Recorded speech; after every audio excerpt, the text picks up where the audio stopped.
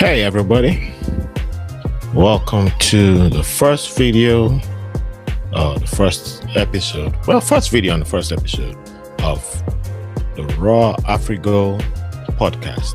I'm your host, Raphael, or Raphael, whichever you want to call me, Rafa, aka the Ronin Rafa. And well, due to some, let's just say African things, it's an African podcast. I'm the other person who's going to be here today. But, as the tournament keeps going on, hopefully I can get my friends from, to represent other countries to show up and give you a great perspective and a great time, have good banter for the tournament. With that being said, we're glad the tournament has kicked off. We're enjoying a wonderful AFCON. We're just going to do a quick one on the two matches that have taken place so far. This is coming to you right after Mali just took on Zambia. So we'll go first with the opening match yesterday between the Atlas Lions of Morocco and I can't pronounce that fish name that Comoros is named after. I'm not even going to try. But it's a cool name, though. It's a cool name. They have one of the coolest names for a nickname, but I can't pronounce it. I can never pronounce it. So we're not even going to go there. But shout out to both teams that gave us the opening match. And it was raining like crazy. And, it's something that we take for granted when it's like North Africa that's hosting. It's like, because the tournament for some reason tends to be hosted a lot by West African nations, and that's why it's like, if it has to be this time of the year, and when it gets to be this time of the year, it's usually like in Nigeria where I was born and raised. It's dry season, aka Hamatan season, and then it's like, but in North Africa it's closer to winter or winter season. But you forget that the winter is not like American winter or European winter, right? I mean, it snowed, was it a few days ago in Saudi Arabia? So with that being said, we got crazy rain for the opening match, which is also a sign of blessing, depending on which culture you're from. And luckily, it wasn't that crazy that it affected play, and we still got fantastic play. And shout out to Comoros. That's not an easy team to play. You don't need to have stars playing in the EPL before your team should compete. I mean, look at Ghana. Team full of English Premier League players did not qualify. People who are not familiar with African football, other than the jerseys and number of players in the English Premier League, that's why they're always like, what? I don't know. I don't get it. How did Nigeria not qualify for the World Cup? Well, you don't know African football. Get out of here. So it's good that Comoros didn't just sit back from first minute to the 90th. You saw that whenever they attacked, they showed that they had some bite. No pun intended, but hey, they're named after a prehistoric fish. I mean, the fish is still around, but it's very rare for you to see that fish. So they pack a bite. And based on today's results, which I'll just go ahead and name all the results. Yesterday, Morocco won 2-0 with potentially best goal of the tournament by El Kabi. And today we had Mali drawing with Zambia 1 goal apiece.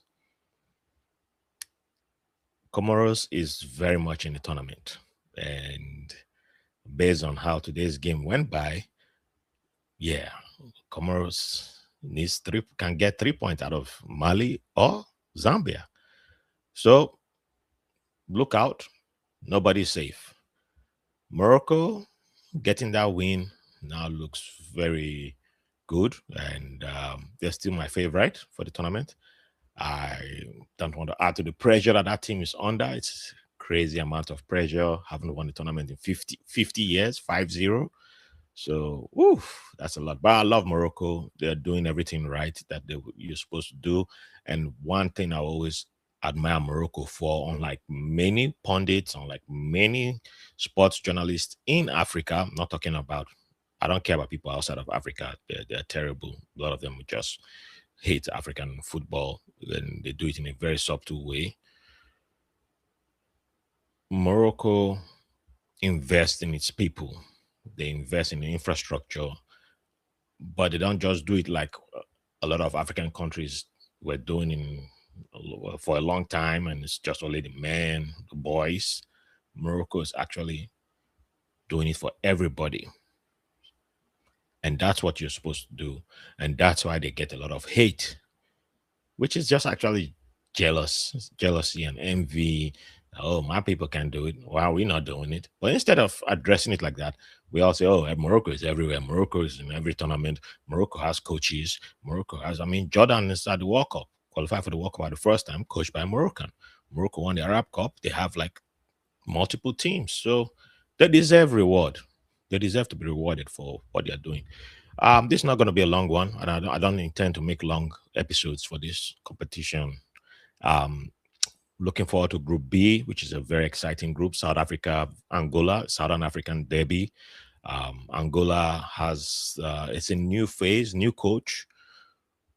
I'm going to see what he brings to the table, but yeah, no matter where Angola is at, it's kind of like Zambia. Zambia is also in a new phase. The best thing for Angola right now is that their first game is against South Africa. South Africa is playing the sexiest football on the continent right now, using what 95% of their players are from the South African, from the PSL, the Premier League of South Africa. The only problem is your first game of the tournament is against your Southern African rival.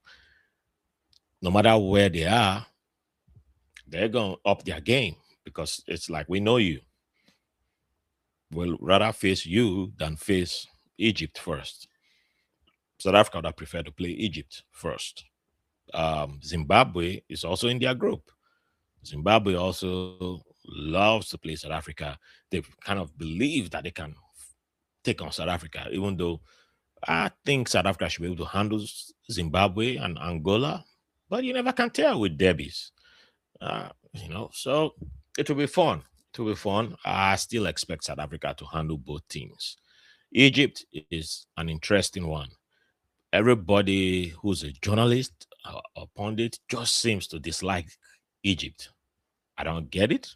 They qualified handsomely, did everything right.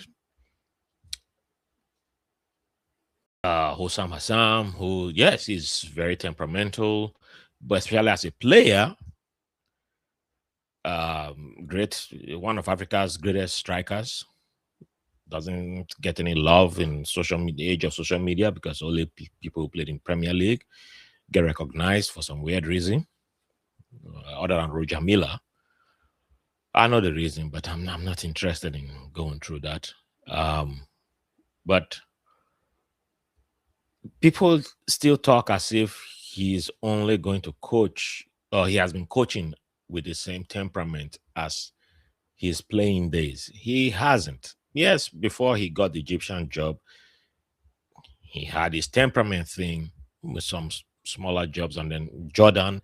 But when he started coaching Jordan, I think there was changes in his attitude, and he did a more than decent job with Jordan, which Amruta improved on. He laid a good foundation for Amruta to take over from at Jordan, and he doesn't get any love for that. It's just, you know, so it's weird. And what he's done with the Egyptian attack, where all the attackers, he plays like four strikers at the same time, or four attacking players at the same time, and they all defend. So they've bought into what he's preaching, and it's weird that everybody just rather look for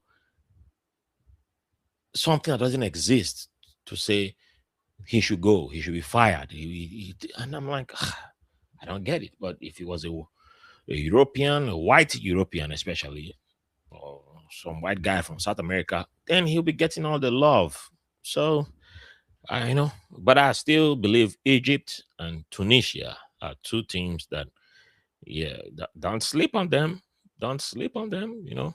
Everybody is on South Africa, everybody's on every other team, but I'm like, it's in North Africa. It's hard for, history says it's hard for teams from outside of that region to win a tournament in that region. So, yeah, but best of luck to everybody. I'll see you guys. If I can record today again, I'll try. Um, if life doesn't life, I would record today again. All right. I don't think I'll have enough time to edit and add music to this. So you just get a raw, simple video. Thank you for your support. Share with your friends. Bring people along. Let me hear your comments. Let me know who you're rooting for. How did you see Kabi's goal yesterday? How did you see Zambia coming, not giving up and just laying down after conceding? Maybe did Mali relax too good? I love it. I don't like. I'm not a big. Let me just put it this way. I'm not crazy about Saint Field, Saint Field, whatever his name is, Mali's coach. Yeah, he's been in Africa a long time, but I'm not too crazy about him. So I love it when Mali doesn't win. Put it that way. But I do like Mali's team though. Nice shit. I might probably get it one day. All right. With that being said, I'll see you at the next episode. Let me know what games you're looking forward to, what teams, if you're a star player, hey. But if your star player plays on the continent, you get extra credit from me. Shout out to you all. All right. Thank you for the privilege of your company. See you.